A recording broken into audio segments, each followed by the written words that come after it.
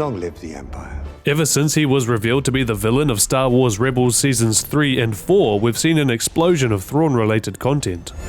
We got not one but two new Thrawn trilogies written by Thrawn's creator, Timothy Zahn. Thank you for inviting me down. And the big blue baddie has been mentioned in Seasons 2 and 3 of The Mandalorian. Where is Grand Admiral Thrawn? Grand Admiral Thrawn's return will herald in the re-emergence of our military. And even though Ahsoka is the first time that Thrawn makes his live-action debut, what I really want to discuss is how Thrawn will die. We've already seen his fate in the Now Legends continuity. I'll go into how and why many don't think this storyline is possible anymore, but a rare interview with creator Timothy Zahn could prove that canon Thrawn is headed for the exact same fate, with an interesting clue that most fans could have missed.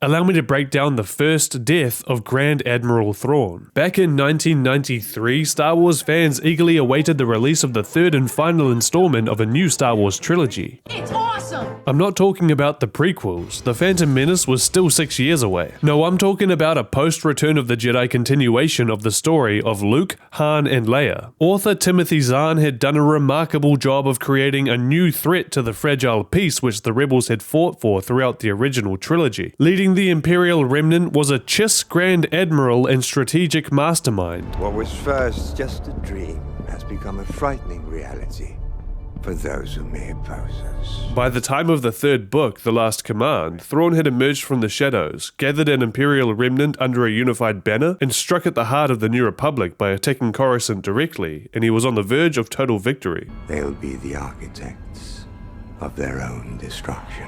The New Republic mounted a desperate attack against the resurgent Empire's shipyards, and Thrawn was nearby to oversee its defense. But while he focused on the battle unfolding before him, he was struck in the chest by a dagger, the blade belonging to his Noghri bodyguard, Rook. Override quote, Rook. The Noghri were a primitive, reptilian, fierce warrior species from the planet Honoghr. The Noghri were once loyal to Vader and the Empire. They believed them to be the savior of their dying world, after the Empire offered to repair their planet from the ravages of the Clone Wars. The Noghri believed a separatist bioweapon left their planet scarred and deformed.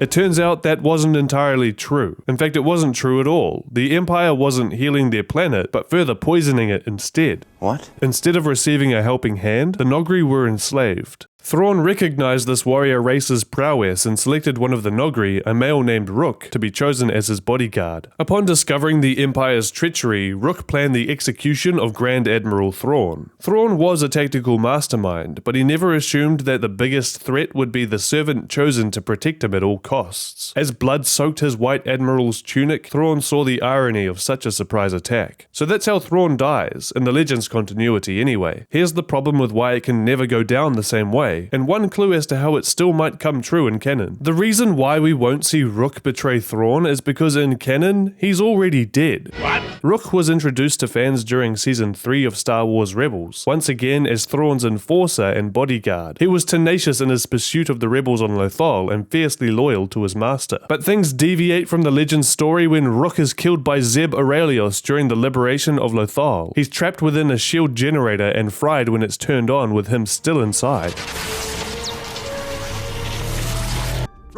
Rook, what's your status? Sorry, you'll have to call back. He's busy at the moment. Never mind about calling back. This was all without any hint of Rook learning the truth about the poisoning of his homeworld and the true culprit. In canon, Rook died in the year 1 BBY. That's before the Battle of Yavin and the attack on the first Death Star in Star Wars Episode 4, A New Hope. Fast forward to the Ahsoka series and Morgan Elsbeth is on a quest to bring Thrawn back to the galaxy far, far away in the year 11 ABY. That's after the Battle of Yavin. That means there's a 10-year difference between Rook's demise and Thrawn's return.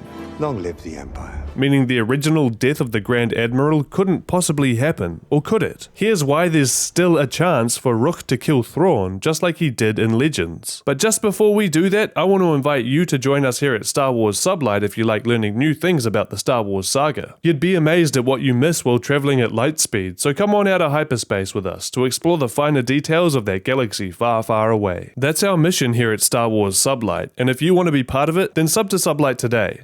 Nice. Back now to why there's still a chance for Rook to kill Thrawn, just like he did in Legends. To explain it, I'll draw your attention to a French YouTube creator, Le Tribune de Coruscant. Bonjour à tous. They recently interviewed the author of the Thrawn trilogy and creator of the character, Timothy Zahn. Thanks for inviting me. During the interview, Zahn comments on Thrawn's original demise and the unlikely chance of a direct repeat. His answer is interesting to say the least. Because in the series, we can see the character of Rook.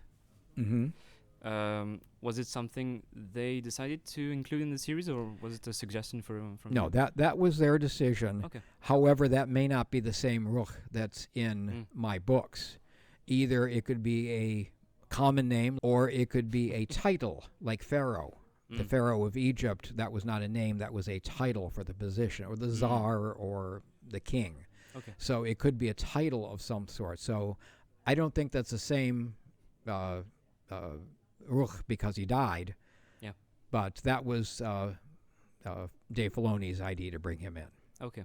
This is potentially huge. If the name Rook is actually an honorary title and not an individual's birth name, then there's a chance that another Noghri named Rook could be introduced in canon and could eventually be the one to assassinate his master. That would prove that the legend's fate of Thrawn is true, from a certain point of view. A certain point of view? Now, of course this could all be wishful thinking on Zahn's behalf, but here's why you should have faith in this theory. Timothy Zahn was brought on to the Ahsoka project to advise series creator and writer Dave Filoni on matters regarding Grand Admiral Thrawn, something which wasn't done when the character debuted in animation during Season 3 of Star Wars Rebels. So either Zahn is teasing a plot point which could come further down the line, even during Filoni's film debut, a Mandoverse movie tie-in titled Heir to the Empire, which, by the way, is the same title as Zahn's first entry to the Thrawn trilogy. Or he's putting it out there for Filoni to think about, testing the water for that plot point ahead of time. Or there's always option 3. Zahn is a fan just like us, who loves to come up with theories and is particularly fond of the characters and story that he created. Either way, it's an interesting thing to bring up in an interview, don't you think? I'll add a link to the video from Le Tribune de Coruscant so you can see the full interview for yourself. And while you're there, why not show them some love, because it's really a great channel. Speaking of greatness, sub to Sublight if you haven't already. Like this video if you learned something new. I'm betting you did. And until next time, remember that the Force will be with you.